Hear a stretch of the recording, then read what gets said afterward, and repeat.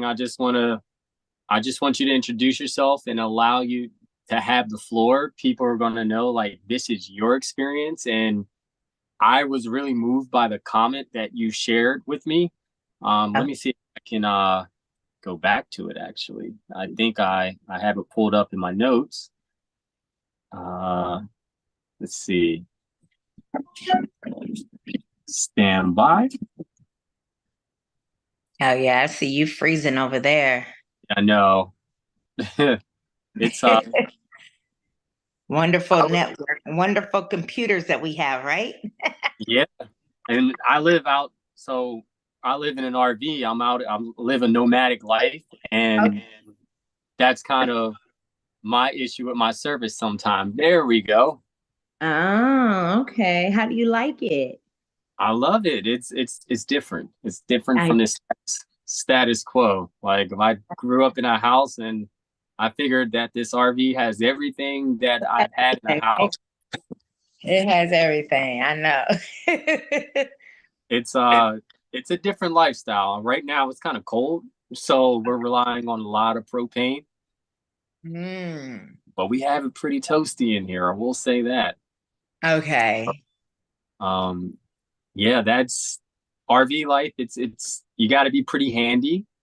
If you're not handy, then it's stuff does tend to break sometimes, and Oh, that's always. I know. I mean, and it's home in a way. Like if you own a house, stuff breaks, and that's how I Yeah, look. it's automatic. That it's part of the ups and downs of life, you know. Exactly. So digress. I got back to you with this comment because I believe this was the video that um, I talked about reincarnation, right? And Yeah. you Yeah. found this video and you had a comment that stood out to me on how you're in a car accident, you were brought back to life, and God sent you and told you it wasn't your time. You have unfinished business. So I'd like to unpack all of that within the next hour. So, whatever you would like to share about. I have a journey, literally. Like literally. It's crazy because this is December the 1st is my two 2 year, 3 year, 3 years. That's my 3 year anniversary from the car accident. Okay. I had took pictures and everything. I do a lot of stuff on Snap. So I'm in the entertainment industry also.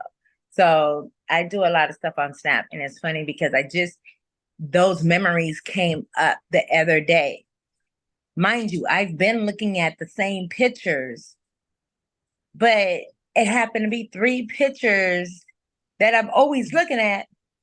I never seen this stuff that stood out. On one of the pictures, you could see Jesus's face imprinted in the car. And you could actually see one of the guardian angels imprinted in the car. And then, of course, I'm not going to give him credit, but when you zoom in, you can see that one on the ground in the back. I was like, whoa, wait a minute, hold on. So you Yeah. so you still have these pictures. Oh yeah. I even posted it on my Instagram. Everybody was like, oh my God, wait a minute. I was like, look, yeah, guys. I never seen this. And I'm always looking at that stuff. And I said, today, those pictures that popped up, it was there. And compared to pictures, I'm like, it wasn't as noticeable then as it is now. And I'm like, okay, okay. All right, guys. Okay. So, so let me ask you this. Prior to that accident happening, what was going on in your life? I was in the entertainment industry. So I was going back and forth from Vegas to California to Arizona. Um, I was gonna get a BBL done on December the 3rd. December 1st, I went to go see my doctor in Vegas. That's when I had the accident. So to Oh, me, I'm thinking it wasn't meant for me to go through that surgery. That's what I'm thinking. But then when I later on more stuff happened to me. I was already spiritual. I just came back from the accident. I didn't know until like maybe a month later. I just thought it was a dream that I was seeing stuff. And I'm like, nah, that didn't happen. You know, it's one of those, that didn't happen. You know, but then I started noticing I'm wide awake looking at this stuff. I'm like, yeah, this stuff is really happening. Okay, so I might be losing it because of the accident, because of the trauma. You know, so I'm like, okay. But God's like, yeah, no, this is what it is. You're in spiritual warfare. And I'm like, whoa, wait a minute. Why me? What the heck? Why am I? Wait a minute. You're not supposed to have a spirit of fear. I was like, excuse my language, fuck that. That stuff was scary. Especially when you're fighting something that you can't see. You could see it, but nobody else could see it. You know, so it's yeah. And of course, by me, I wasn't brought up in a church. If I wanted to go, I wanted to go. If I went, I went. If I didn't, I didn't. You know, so I didn't know how to, how can you say? I didn't know how to really approach that. And I've always believed life on the other side. I always believed reincarnation. I always believed, you know, when it isn't your time, you'll come back. I've always believed that. I always believed in spirits, demons, demonic stuff. I believed in all of it. Just like I believe when they do horror movies, I'm like, this had to really happen somewhere in some time, because there's no way that you're going to be that damn good and just be like, you're going to be really sick and come up with this concept. There's no way. It had to happen somewhere because it makes too much sense. You know, so I've always been that one to believe. So I was always into horror movies. I would wake up watching horror movies. I would go to sleep watching horror movies. I would eat, breathe, drink it. You know, I would study it, because to me, I'm like, what if it really happened? What would I do if I was in their position? Would I do the same thing they did? You know, so now that I don't watch it no more, you know, because I have my own horror stories that I deal with, you know, so I don't watch horror movies anymore, because what I've seen on horror movies, I actually deal with. You know, so I'm like, yeah, my life is a horror movie. You know, and sometimes I'm like, oh my God, I'm just the perfect cast. Yeah. So I don't know what movie I was watching, but I don't think it was The Sixth Sense, but something along the lines of that, where the kid was sitting on a bus and they were seeing these entities and people. And I noticed after your accident, you said you had spiritual gifts. Now, Yeah. prior to the accident, were you still seeing entities, or did you have some form of spiritual gifts prior to? I wasn't seeing stuff prior to the accident. I would feel if there was something around, I would feel. My vibration has always been good. Like I'm a people magnet. Like people magnetize to me, animals, kids, you know, old people. I would have, I'm a nurse also. I would have patients that will be ready to pass away. They would wait till I got there to see them, and then they'll pass away on me. You know, and I'm like, I didn't know how to take that. You know, so it was one of those, but I've never been the type to actually see stuff. I just, you know, I would hear stuff, or I would always, like on the side of my eye, I always seen like this orb. Like right now, I got on both sides. So it's like I would always see this orb, you know, on the side of my eye. Or I'll have like a dream of something happening and it actually happened maybe like a day or two later. You know, and then it got to be, I was reading the Bible and I would always fall asleep in the Bible. So then now my dreams started to become of the Bible, you know, and then it got to be, I was actually having dreams that a lot of stuff started really coming to pass, to where I actually prayed and I asked for me not to have no more dreams. and it actually worked. And I was like, thank you, Jesus. So it was one of those, okay, I didn't dream anymore. But now I'm like, okay, yeah, I need my dreams back. Can I please have them back? I need my dreams back because I need to know what's about to happen up front. So now that you're a nurse, I'm a EMT firefighter. I'm looking to retire within the next year from that. Okay. But I want to ask you because I know that being a firefighter is what started my journey because I had a profound experience with a woman who has had a near death experience. And I never had the opportunity to talk to somebody who's had a near death experience because, what type of nurse are you? Um, I actually stopped at LVN. I probably could have been a doctor because I know so much into it. I've been off and on nursing for almost 28 years. So I love nursing. That's my passion. I'm a people's person. As long as I'm putting a smile on the other person's face, that's my payment. That's all I need. Just let me make you happy. Because my thing is, I'm gonna be you one day. So I want somebody to take care of me like I'm taking care of you. Whether it's gonna happen or not, I don't know, but at least I know my good deed doesn't go, unshown for. 20 plus years in the healthcare industry. That's amazing. Yeah. That's you really, it takes a burden on you, all that energy you take on from this profession. And a lot of us in this profession, in the healthcare industry at that, I feel like we need a lot of that inner healing because we take on so much energy. And for me, for example, what I was getting at was we had a cardiac arrest victim. We were able to bring her back. Okay. And usually, now the protocol is they go back to the ICU and after the post cardiac resuscitation. But I forgot the pulse ox on this patient, and she was sitting in one of the rooms waiting to go back. And I had an opportunity to talk to her, and I was like, "What did you see?" And she said, "I saw everything. I saw the beginning of time. I saw the end of time. I saw every life that I ever lived. And I felt one with the universe. I felt one with the divine source."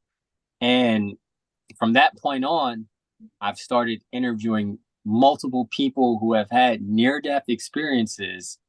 And they started explaining very similar things to what she said. And then you comment something along the lines of that, where I feel as if you had a taste of that cosmic consciousness or that divine knowledge from the one infinite being, God or source, and you come back with that wisdom and you come back with gifts, as you say. And I feel like people who've been to the other side are like kids who enter into this planet where the veil is thin for them, where they can communicate with these beings, or what I'm sure you witness, elderly patients who then are about to go. They'll start seeing relatives or they'll start seeing beings where they're like, Yep. and I never. That's when they want to start coming to and saying that they forgive you for being they forgive you for not taking care of this. They forgive you for this. Can you forgive me for that? Okay, when you start to get down that line, just know somebody about to die pretty soon. That's what I always tell them. When you start forgiving and okay, you ain't got to say this person told you that they on their deathbed, but just know they are on the deathbed, because that's what they come to terms. They're like, let me get myself right. I've noticed, like, when it comes to elderly people, or not just elderly, anybody who says I'm about to die with a straight face, and like the younger me was like, no, you're not about to die, but they do know. It's like it's the same thing. It's just like us mothers when we're giving birth. We know 2 weeks prior. It's the same thing when they're about to die. They know like 2 weeks prior because it's like when I start looking at stuff, like I just really thought about that right now. I'm like, damn, so I have been knowing stuff. I just now kind of putting stuff together, because I've always been that person. I'll study the person, and I'll start looking at what they're doing, with how they're moving, how they're getting around. I'll listen to their conversations. And then it's like they start asking for forgiveness. They start wanting to make sure everything is taken care of. That's just like a mother pampering and building her nest because she knows she's about to give birth. You're making sure everything you have on this earth is taken care of and nobody's going to suffer for what you have to do, or no bills, or, you don't want to have to leave no debt, this, that, and the other, or you get out whatever letters you have to get out because you already know it's coming. It's coming to an end. So there are some people who can see death in people's face, or when they know death is coming, Yeah. like certain people can see that on someone else, and Yeah. they'll warn their family members, don't hang out with such and such because I see death. And it's very few people who can do that, but some people are gifted like that. I notice there's a lot in like the Haitian community that they can see Yeah. on Yeah. face. And I don't know what that's all about, but I noticed it's very common with them where like you'll Yeah. hear about grandmas will say, hey, like before such and such died, my grandma was like, don't hang out with so and so because I saw death on them and something bad is coming. Even though like death's not on your Or face. it could have been that instead of the way that they're probably meaning it, like they probably had a dream of something, or they probably had a vision, and that person was the one that popped up in their vision. So now they're like, they see death upon them, they see death upon Right. them. So don't be around them. That's the way I've always looked at it. Cause I'm the same way. If I see something, I'll be like, or else I'll see actually what happened, and I'm like, oh yeah, don't do this. It's a bad idea. Don't go here. Why? Just mark my words. Just don't do it. At first people used to be like, oh man. Then they start being like, how the hell did you know? I'm like, look, it's too much to explain. And this is when I was a kid, so that's why I'm like, I was gifted then. I was always like the black sheep of the family, one that everybody was like, oh yeah, she's gonna be just like her mama and this, that, and the other. So I always made sure I wasn't that. I made my own name for myself, but I was always the daredevil, but I was always the person that was curious, so I'm like, oh yeah, let's try this. Well, you might die. Not me. I ain't gonna, God's got me, I'm like, God's got me, and then I always said, I got a bright star upon me. I own a star. I'm like, I own a star. I got a bright star upon me. Nothing's gonna happen to me. And it's crazy because, like I said, when I had that car accident, I literally, I was playing Mary Mary. I was driving from Arizona to Vegas. I had a brand new Camry, 2020 Camry. I had it less than a month, probably like 3 weeks. Wanted to see how fast the car could go. So I was doing like 146. But I'm a very cautious driver. I know how to drive. I went to school. I was going to be a cop. So I went to the police academy for 6 months, So they taught us how to be getaway drivers, not getaway drivers, but, to chase getaway drivers and stuff. So I've always had control of the wheel. You make sure you have control over it, then it has control over you. So I was very cautious. My phone fell. So I'm like, I felt it hit my leg. So I know where it fell. Never once did I take my eyes off the road because I know things can happen like this. Never once did I. There was another car on the other side of me. There was another car in front of me. Everybody was doing about the same speed, because it's a highway, going straight shot, Arizona to Vegas. 6:30, accident happened at 6:32. Right before the accident, when I got my phone, I seen the truck on my side. That truck was not there. It would have took a good minute for the truck to come down from the opposite side of the highway to make that right-hand turn, a big rig, to make the turn and then to come all the way down before it got to me, if the truck was actually there. So this truck literally appeared out of nowhere. It was just like one of those, there, it's there. It's just like one that just fell from the sky. The truck is right there in front of me. So right when I saw, I'm going to hit it regardless, I prayed real quick. I yelled out, I was like, God save me, Jesus save me, or something. And in my mind, I was like, tell my kids I love them. They know I love butterflies. So automatically, because even my grandmother, she's a seer, I was like, before I leave, let my spirit go to my grandma. All I did, I heard a guy's voice, plain as day in the car, say, I got you. I must have turned. Now I did turn. Now I took my eyes off the road because I already know I was done. I looked, there was nobody in the car, but when I turned back, I froze.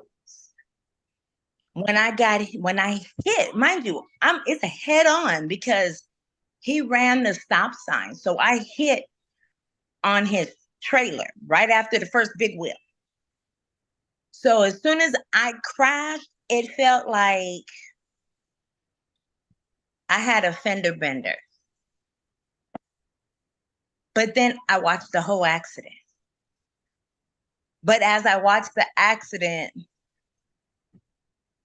I was hearing, your time isn't done here. You're too powerful. We have to send you back. You have unfinished business on earth that you have to bring. You have to bring a lot of lives back to Christ. You can't come back. We need you there. And then, but this whole time, I'm watching the whole accident. I remember hitting 4 times.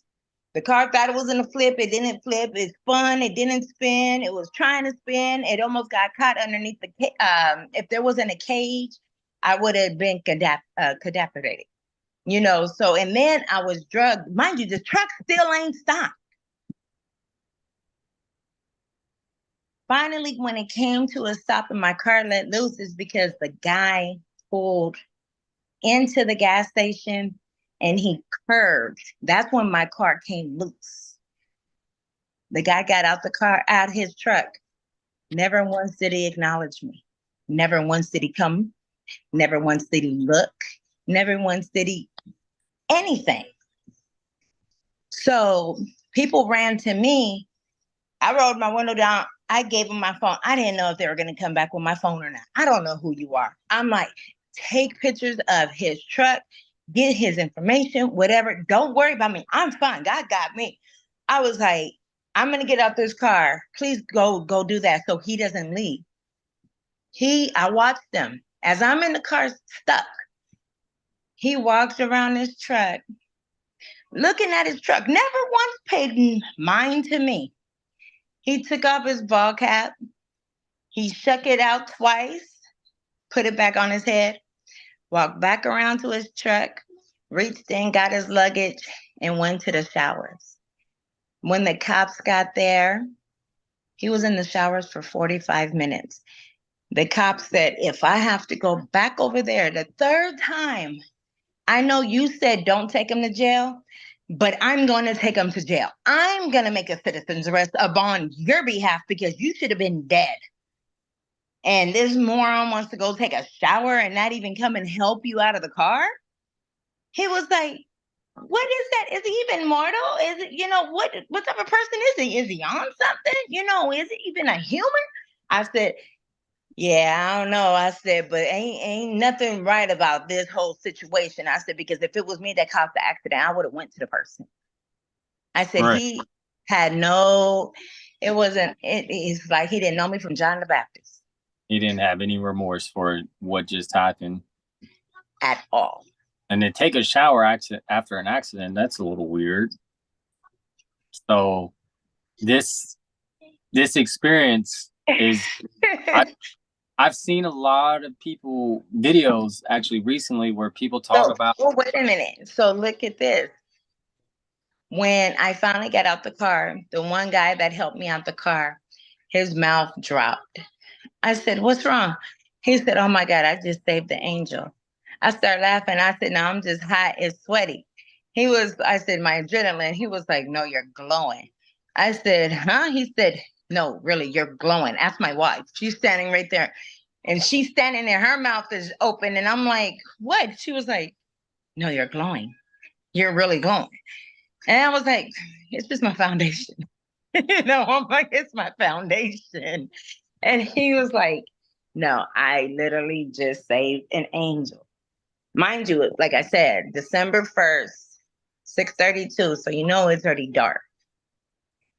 There was a full-fledged rainbow from end to end right there where we could see it. So close, we could literally be like, "Oh, okay, there goes the beginning, there goes the end." And mind you, I didn't realize until I started taking pictures of my car. My car had no airbags.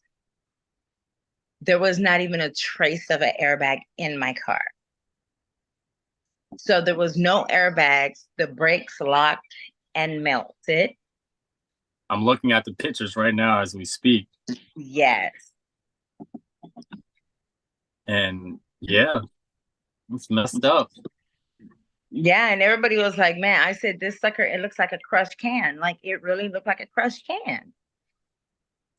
And when I talked to the lawyers, they were like, "Wait a minute, you crashed. It says here, the black box says 132 that you crashed at." I said, "Yeah."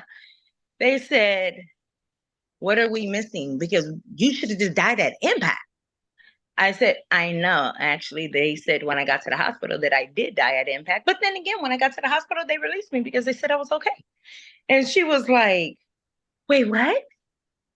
I said, "Look, God's got me. Ain't no devil in hell gonna take me up out of here like this." I said, "He better come a little bit harder than what he did." I was like, "I don't know who I am, but God, you doing something." And it was funny because everybody didn't believe it. They thought it was more like a minor accident until they really seen it. And they were like, "Whoa." Some people on my pictures, they're like, "We send our condolences to whoever." I was like, "That was me." They were like, "Wait, what?" Yes. So let me ask you this, and you don't have to go into too much details, but looking at the caption regarding, do you believe a part of you died with the accident? Like the part that you were told to evolve from?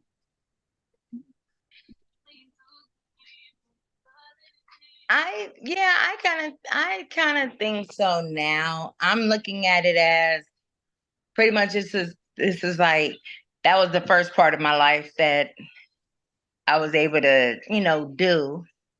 And now he's bringing me back bigger and better, with way more capabilities than what I've expected, you know, um, at another part, at another chance at a life. And which is crazy because my accident happened when I was 40. I just turned 40 2 months prior. And what they say, 40 years in the desert. Yeah. My accident was in the desert. What a full revelational moment right there, actually. And I was like, "Oh, wait a minute." I always started to like piece stuff together. And then after that, I was always told, "Oh, you're a prophetess. You need to go to school to be a pastor." I was told this prior, and of course I'm like, "Not me." They're like, "No, you're special. You got some abilities that you don't know you have, and we know you have it." This is coming from pastors and prophets and people that are able to see stuff. And I'm like, Okay, yeah, I hadn't seen nothing yet. I'm like, they're like, "How you think you got so famous so quick?" And this, that, and the other. And I'm like, afterwards, after a while, everything started to make sense. Everything, try to come unfold. And I'm like, oh, okay, that makes sense. Okay. And then, mind you, after this accident, I bruise every day, literally every day, head to toe. My whole body is full of bruises. You can literally see my rib cage. You can see how many ribs I got. You can see the bone structure of my nose. All my teeth were loose.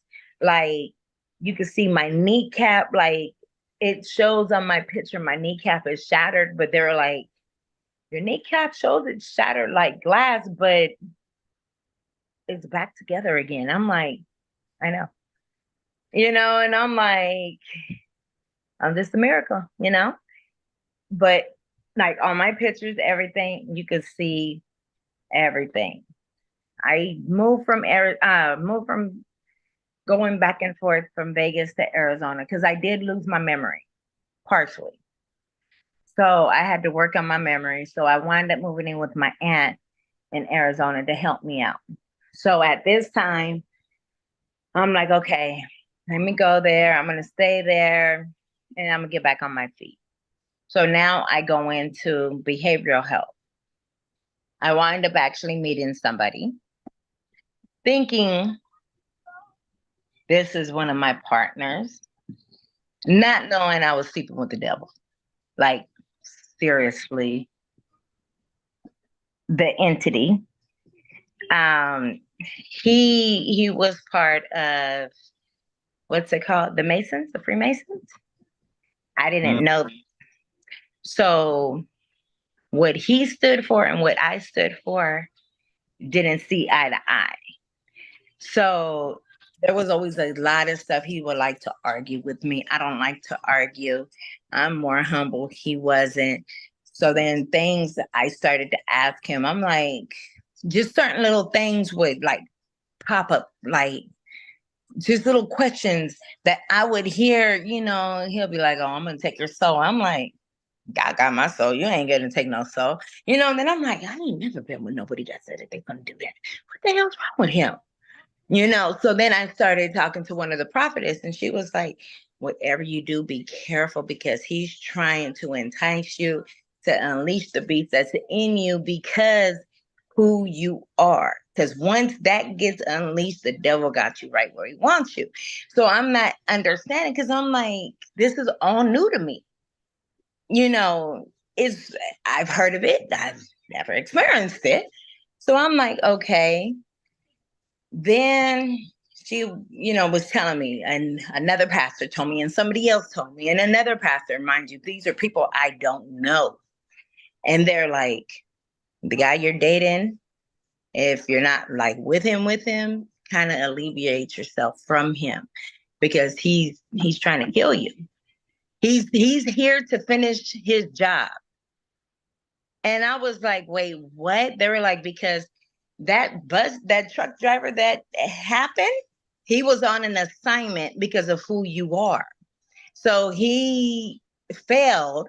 So now they had to bring in somebody else that was stronger than the last one because he failed on this one.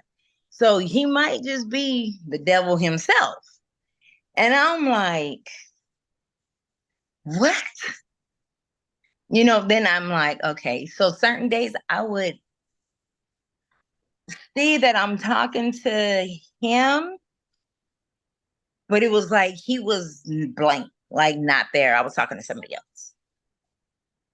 And I'm like, so then I started to notice, I'm like, what the heck? Okay.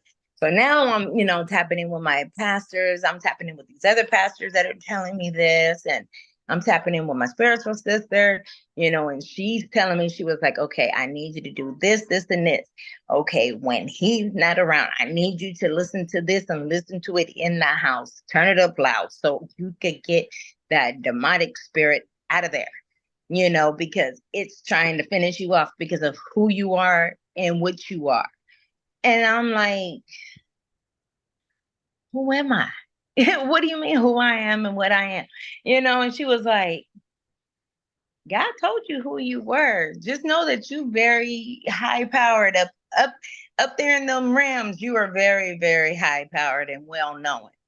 She was like, that's why people gravitate to you so easy. That's why animals cling to you so easy. That's why you attract everything, whether it's good or bad. You attract it because you're just like a magnet, and I'm like, okay, I've heard that my whole life, so now I just start going back like, okay. So mind you, this has only been a year and a half later. He told me when I told him that, I was like, you know what, I can't be with you because it's just too much. You like to argue. I don't like to argue. And it doesn't make no sense. If you want to argue, go to school to be a lawyer, go argue and win that case. Don't argue with me. Because you're gonna argue for free. And I'm sorry, I'm a Leo. I will leave your ass alone real quick. you know. And he's like, well, I don't know what you're talking about, this that. So I was like, I'm gonna just pack up my stuff, I'm gonna leave. He turned around and he picked me up and he body slammed me. So he did it 3 times. I wind up breaking 32 discs. Should have died, didn't. Had 2 sciatic nerve bursts, which damaged over 100 nerves. I wound up being paralyzed for almost a year. I was in a wheelchair. I was in the hospital for 8 months. I just got out the hospital March this year, just got out the wheelchair and started back walking January 19th this year. That's a blessing. Yeah. So that's why I'm like, okay, mine is back to back. It was like, okay, so the enemy came to try to finish me off, and God's like, yeah, it ain't gonna happen. No, no. But it's crazy because after that, I had to leave, and I was like, okay, Lord, wherever you need me to go, that's where I'm gonna go. So since I've been gone, literally, everybody is trying to figure out how I have money. They're like, did you come into some money or something? Because I've been traveling. I'm like, I'm just doing God's work. That's it. I'm literally, so I went from Arizona back to Vegas. I was there for 3 months. Then I wound up going to California. I was there for a month. Went to Atlanta. I was there for a month. Went down to Lower State New York. Was all up and down through there for like a month and a half. Then went to Upstate New York. Now I'm in Chicago. So I'm like, okay, I haven't got comfortable nowhere. Literally been living out of a suitcase until now. Now I'm like, okay, now I'm getting comfortable because I'm hearing God say, no, you're going to stay still. You're going to be in Chicago just a little bit. So get comfortable. But don't get too comfortable because you're going to still be traveling. So now I'm like, okay, I'm getting back into the music industry.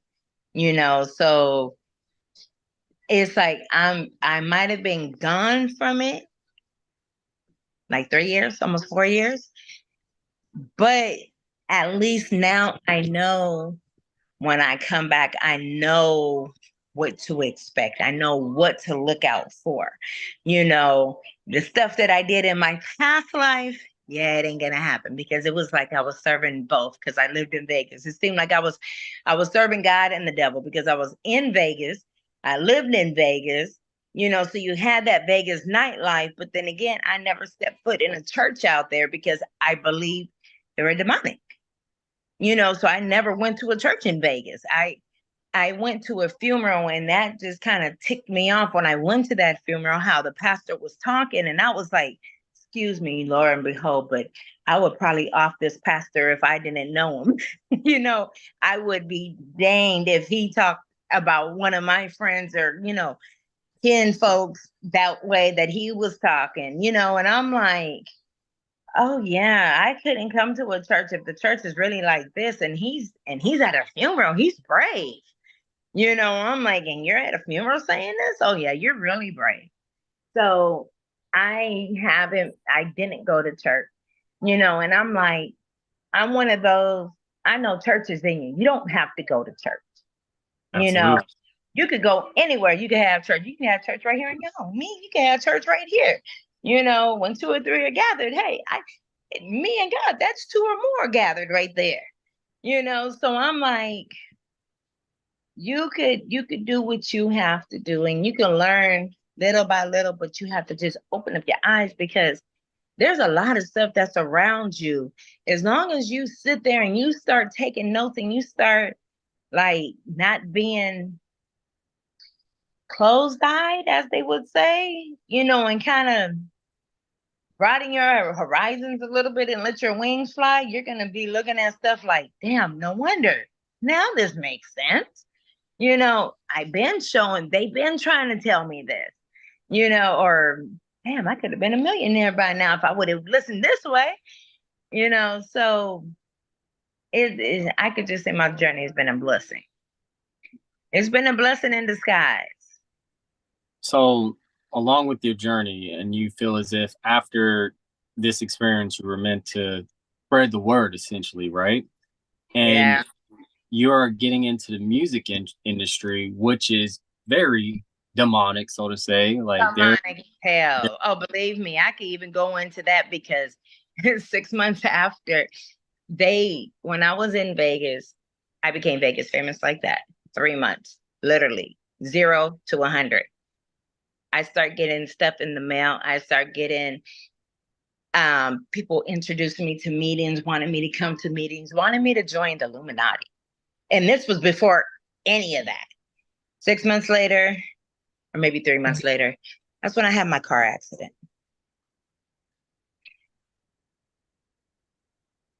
Yeah. hmm. Yeah. At first it sounded good. I was reading everything. I was like, dang, okay, this sounds good. My bank account's gonna have this amount of money. My kid's gonna be set. I'm gonna be set.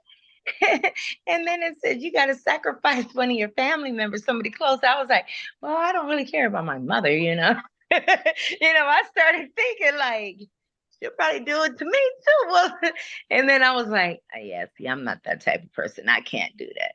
I can't sacrifice nobody. It was one of those, because I'm like, what if there's not an afterlife, and I could have been rich and famous in this life, but then I'm like, nah, there's no way. You reap what you sow. I'm sorry. You got to be careful. So I just like deleted it. I stopped doing, answering this stuff, because they were like, all of a sudden they had my emails and they was emailing me and trying to send me stuff. I was sending stuff back. Then they're like, well, who did you date to become Vegas famous? You only been out here for 3 months, and you like, everybody knows you. I said, it's me and God. No way. Who did you date? I was like, I don't date nobody that's famous. For one, they got groupies, I got groupies, and we're not going to be able to get along. I said, because they're going to be stuck in their ways and I'm stuck in my ways. My ways, I know I worked hard to get where I'm at. I'm like, I might not be rich on earth here, but I'm rich in heaven and I'm rich inside. I said, bless you. I was like, I'm rich inside. I was like, so everybody else, they were born into the family that way, or it was handed down to them because somebody done gave them something and sold them a dream. I said, and now you got to covenant with that and you got to uphold that. I said, yeah, I'm different. I can't do that. So they used to try and try and try, but it didn't happen. That's why I'm like, I've always been that type of person to where I'm gonna go hard for what I want. Like I say, I might not have nothing, but I have my name. My name holds weight, and that's because I made it. God made it. I made it. Somebody else didn't just say, oh, here's a piece of paper, sign it, and then I'm gonna make you rich. No, it ain't gonna happen like that. So initially, it's the Bible says, serve the soul, not the flesh. And it's initially you were serving the flesh, considering the options of offing family members just for these fleshy things such as material money, something that is fake. But that's the contract that you quote unquote have to essentially sign, is to Exactly. out one of your family members and then they elevate you from there. But at the end of the day, you Oh already yeah, had. and every 2 years you gotta off somebody else. I was like, oh damn, yeah, I can't do that. So now you're entering back into the music industry. How do you maneuver around that, so to say? So at least the good thing that they could try, but it ain't gonna happen. Because I'm gonna just tell them the same thing I told them last time. It's full of shit. You know, I done got it from the bottom, and I'm gonna keep going. With regardless of how long it takes me, I'm gonna still do it.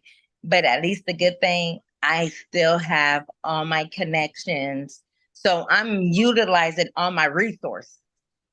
Whether they're at the clubs, whether they're at different venues, whether they're artists or DJs, I'm tapping back in with all the ones that I that know me, that could put my name back out there, instead of having to run into somebody where I know they're going to make a lot of money, off of this one song and put my all into it. No, no, no, no. We about to go get it from the bottom and work our way up, and then it doesn't even have to come just off of one person. It could come off of multiple different ones. I was on reality TV shows. I did 2 different reality TV shows. I was a host, a promoter, 2 different radio shows, co-host and hosting. So yeah, I was doing a lot, and I was doing a lot of it for free also, just because I wanted them to see how dedicated I was, for one, and for two, so they knew I wasn't BS. Because I was like, money ain't nothing. Money, it ain't gonna make me or break me. Yes, you need money to live. Yeah, you need money in this world, this thing we call world. Yeah, you need money to survive to an extent. I said, but other than that, I'd rather be poor, broke, and happy than rich, miserable, and famous, because I'm already famous and then I'm broke. Okay, cool. I'd rather have that, because then I have all that I need. It's like, okay, you can't take from me if I ain't got it, so it don't matter. So it's like, hey, when you look it up, you'll be like, dang, yeah, she put in all the hard work for this. So now when people see that, they want to give more to you. They want to help you more. They want to help you elevate, because they're like, dang, this person done really put in the blood, sweat, and tears, compared to somebody that just, oh yeah, I'm gonna sit right here and do a voiceover real quick and make some money because I'm gonna sign my life away. Make it without selling your soul. Yeah. So I'm like, okay. And then I actually have an artist. I actually have an artist. He's a R&B artist, and he's starting to do gospel, and he kind of told me the same thing. He was getting stuff from Illuminati, this, that, and the other, like in the early 90s. And he was like, yeah, I shredded up those papers. He was like, it ain't gonna happen.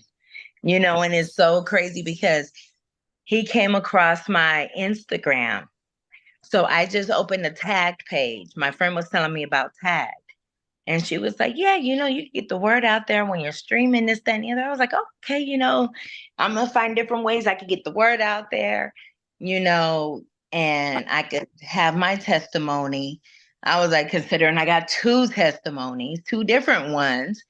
I was like, people are asking me to write a book. People are asking me to do a TV show on it, or do like a movie, just on me.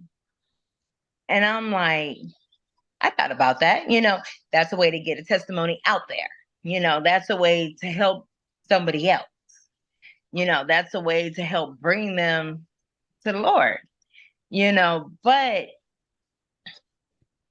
you have those ones that you want to call haters. It's like, oh yeah, she's just doing this for publicity or this, that, but then you have the ones that truly know. So this guy, being said, they thought he was trying to talk to me in my inbox on tagged, right? Happened to be that he came across my Instagram after I had the accident, and he had put, I send my condolences, send my prayers to the family. If you need anything, let me know. I didn't know that was him. So when he seen me on tag and I was talking, he was like, wait a minute, don't you go by Princess Aaliyah? And I gave him my Instagram. So when I gave him my Instagram, he pulled it up. He was like, oh my God, you were the one that had the car accident and you posted pictures and everybody thought, this person was dead. And you were like, no, it was you and this and that and the other. And he was like, oh my God, I always wanted to meet you. There's always been something about you that's been drawing me to you, but I never got a chance. So it happened to be that he found me on tag, me talking about, I just got out the hospital, this, that, and the other, just telling my situation, and he's like, isn't this something, I'm getting back into the industry and then now here you are and I'm able to actually conversate with you. So I'm like, hey, look, God works in mysterious ways. You never know which way you're going to get him to, somebody's going to come across your page and it'll be a blessing. Just like I came across your page, just scrolling and I'm like, a lot of times I'll be praying before I get on the phone. Lord, whatever you need me to see, because I know you can't sometimes talk to me the way I need you to talk to me, where I can understand you, show it to me. And then it'll be one of those, like, all of a sudden, it'll be right there. And I'm like, okay, this is what you wanted me to see? Okay, so this is how you want me to get the word out? So that's why I was like, okay, how do I supposed to get the word out without really going about getting the word out, but, at least have a stepping stone on getting the word out, and then hear your page come popping up, with those questions. And I'm like, oh, okay, well, I guess he's using you for me to get the word out.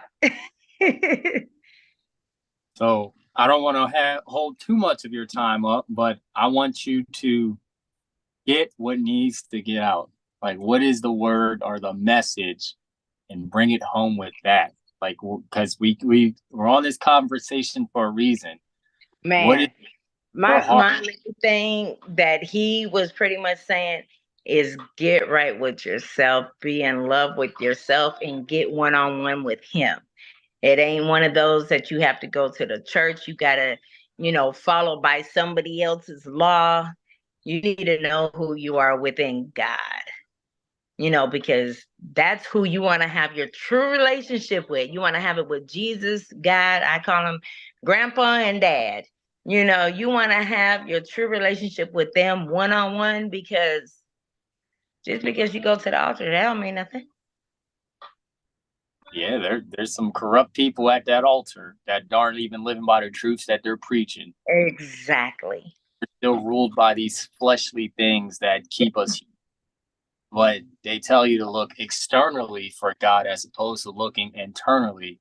You got to look internally. You got to fall in love with yourself in order for you to love you. You already know. As soon as you start loving yourself, it's going to automatically come.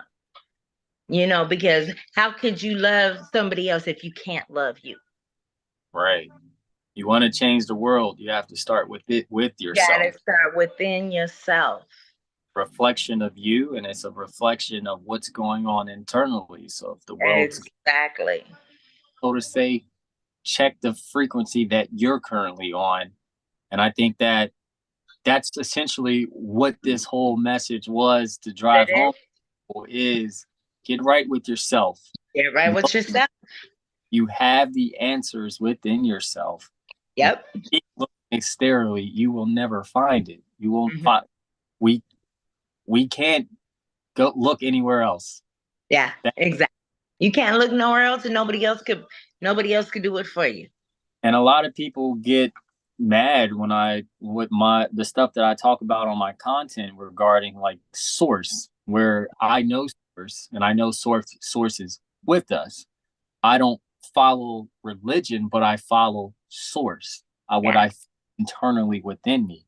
See, that's what people, they get upset with me too, because I'm like, I'm more spiritual than what I am religious. Because everybody could say they have a God. You got Buddha, you got this, you got that. Everybody has their own God that they pray to. But really, who is your God? Who is God to you? And I'm like, who is God to you? Jesus is my God, and they'll be like, God. I'm like, okay, yeah, yeah, you don't get it. So yeah, it's one of those, you have to check yourself. You got to check yourself. You got to get right with yourself. You got to start loving yourself, and then it's going to come natural. You'll be able to know him. You'll be able to love him. You'll be able to probably start seeing the things that you need to see, to where you can start manifesting what you want. When you start looking within yourself, you'll start to see how the universe talks to you or God talks to you, and you're no longer distracted by these otherworldly things. You start seeing the signs, the synchronicities, the angel numbers. This universe, God is talking to you every day, and Every people day. that. So I think our purpose in this incarnation is to help people find their higher self by looking within. Exactly. Exactly. Well, I'm not going to hold you on too much. I really Thank you. thank you for coming on, and I hope you have a blessed day. Yeah, all right, you too. And if you ever need any questions answered or you want to send anybody my way, be my guest. I got you. All right, have a blessed one.